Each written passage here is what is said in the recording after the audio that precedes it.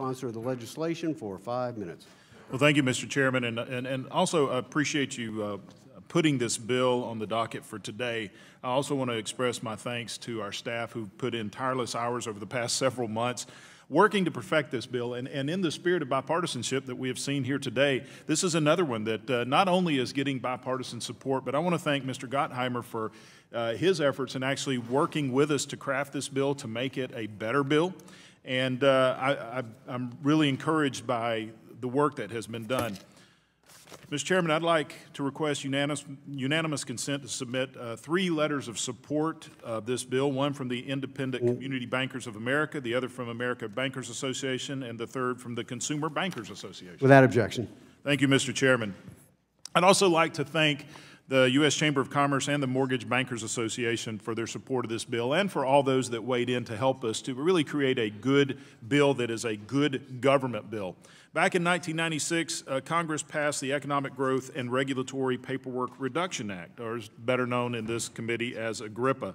And that was in response to the recognition of a problem that we saw in federal agencies, which is their failure to update their regulatory portfolio over time. There are regulations that were outdated unnecessarily and overburdensome, and EGRPRA sought to set a time period of every 10 years that they would review those regulations and then send a report to Congress. It also required the agencies to eliminate regulations if they determined that those regulations were inappropriate. Now, while EGRPRA was a good idea, too often it was viewed as merely a check-the-box exercise by agencies and the financial sector. Many believe that the 2 EGRPRA reports, which were released in 2007 and subsequently in 2017, were at best lackluster and could have produced more useful recommendations to policymakers. EGRPRA could also result in a more direct action from the regulators. That's why it's important that today we revisit the EGRPRA law and see how can we put some teeth in that to actually hold the regulators accountable to do the job that we've asked them to do.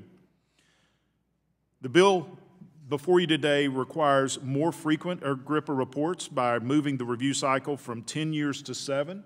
And this is one of the areas where we worked across the aisle, is that originally we had a 5-year window there, but through negotiating with our friends on the other side, we were able to negotiate that to 7 years, which I think is very appropriate. It expands EGRPRA to include all financial institutions, not just those of insured depository institutions. It will expand EGRPRA to include the CFPB, and the bill will also codify the National Credit Union Administration, which voluntarily participated in the last round of reviews, and they support this as well. It will require the agencies to tailor rules that they find to be unnecessary if appropriate. So they just don't have to eliminate. If they can tailor a rule and make it more applicable to an industry, a business, or a sector, it gives them the ability to actually tailor the rules.